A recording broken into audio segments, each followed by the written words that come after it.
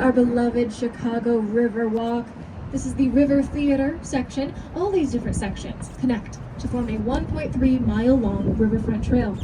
Now, Riverwalk was designed with the intention of turning our previously pretty gnarly, nasty waterfront into active public space. It was actually thought up all the way back in 1909. It was part of something called the 1909 Burnham Plan of Chicago.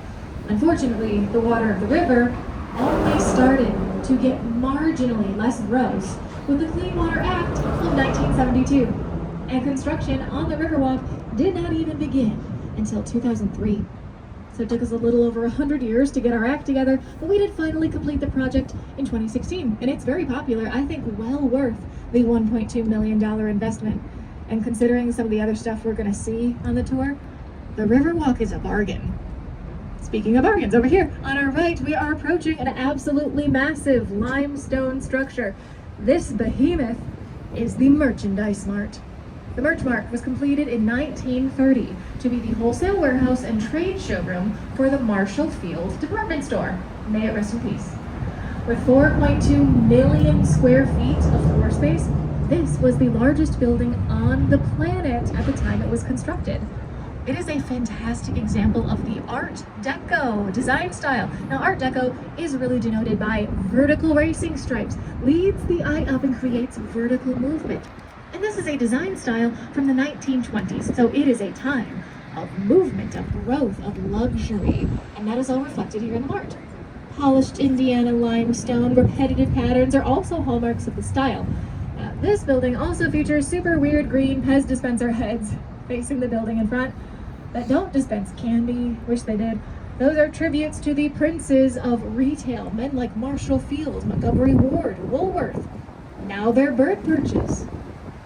But hang on, you guys. We are about to enter into, in my opinion, the best part of the Chicago River. This is Wolf Point. Wolf Point is where the three branches of the Chicago River converge. So we are on the main branch right now. The north branch is around this corner to the right, and the south branch is over here on the left. They all meet right here and create a Y shape. With the revitalization of the river, it is a lot cleaner than it used to be. This area has seen an architectural boom, and a lot of these shiny contemporary towers are recent additions, including this crazy structure on our left that gets smaller at the bottom. This is 150 North Riverside, affectionately known as the Tuning Fork. It was completed in 2017 by a firm called Getch Partners. Before those guys showed up, nobody wanted to use this piece of land because it's a nightmare. You have active rail lines going along the entire back half of the plot, and there is a city-mandated 30-foot setback from the water for all new construction along the Chicago River. That leaves us a buildable area 39 feet wide, which is tiny, so they installed a core supported building.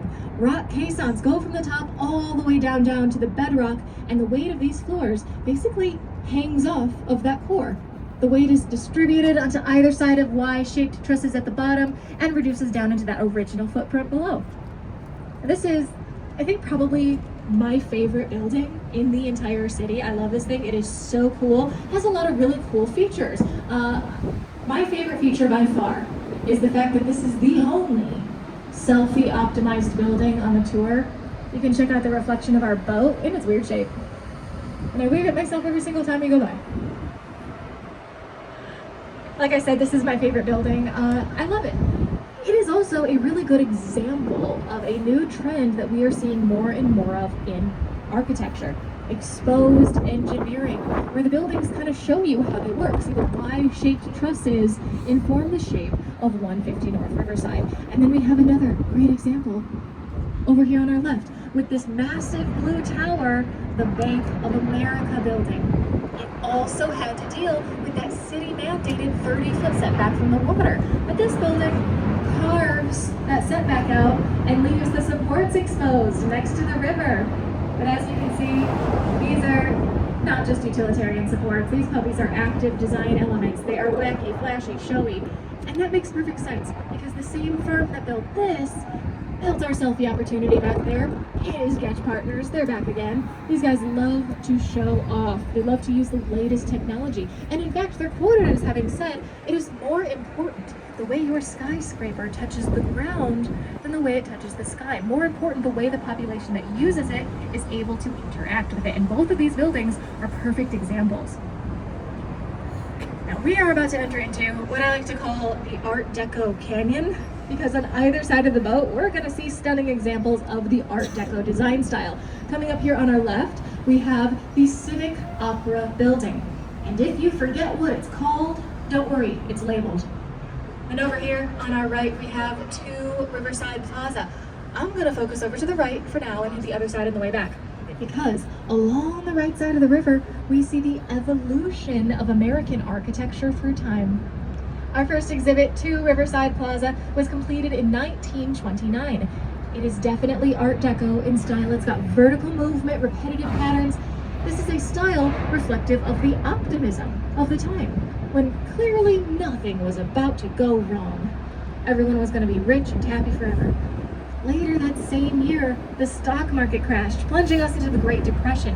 Shortly after that, we entered into our Second World War, effectively halting the progression of American architecture for about 30 years. And by the time we were ready to return, it was an entirely new generation leading the way. These are the folks that grew up during the Great Depression. They are practical, frugal, efficient, and those values are reflected in the design style of Gateway Center 1 and Gateway Center 2.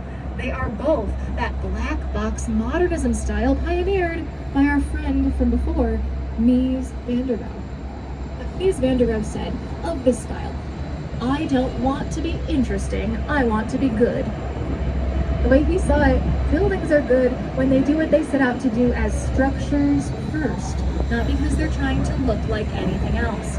So for this new generation of architects, ornamentation, decoration is not the point. They want the beauty and the stability of utility. So we have quite a few of these black boxes in Chicago. We put a lot of them up in a very short period of time, but eventually we did start to tiptoe outside of our little black box comfort zone. Started putting up white boxes instead, like Gateway Center 3. Now, officially, this style of building is called the International style, and that's because the popularity of this type of building in the 1970s meant you could find one pretty much anywhere.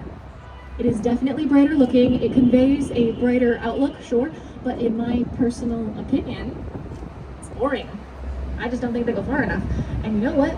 That's okay, because we are heading into the 80s. The 80s is going to give us postmodernism and contextualism. We got some more of that up ahead with this curving green building, Gateway Center 4. The curve follows the curve of the river, and there is a rippled effect on the windows meant to recall the river's movement as well as its color. This building also really irritates me. I'm sorry. There are 2 air vents on this wall that don't line up with each other, even though it is covered in straight lines. This bugs me, and I have a microphone, so now it gets to bug you too. But if you have been in any way disoriented by our trip through time so far, I encourage you to check out this next building coming up on our left. You will be able to reorient yourself with this giant map of the South Branch of the river painted on an elevator bank. That red piece near the center marks "You Are Here." Big old "You Are Here" map. And the funniest thing is, we never used to talk about this building on the tour. The new owner of the building found out it was getting missed, decided to spend $800,000 to quite literally put themselves on the map.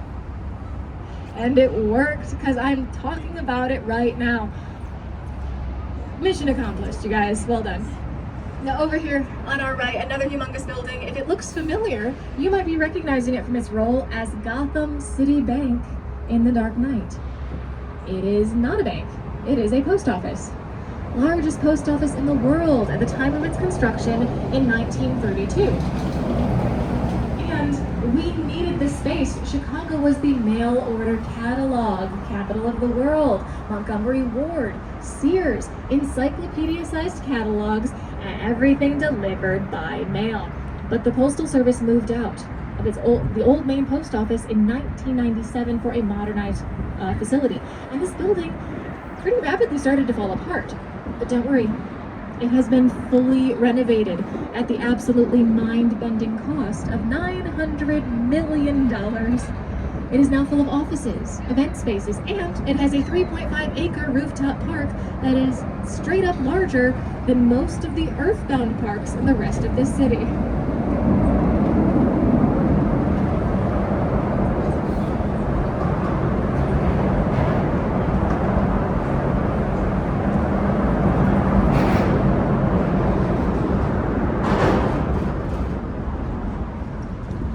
Okay guys, we're gonna head down the South Branch. We're gonna head down, turn around, and come back. But as we travel down, you guys are gonna get some more historical story time. But first, a little bit about your storyteller. Hi,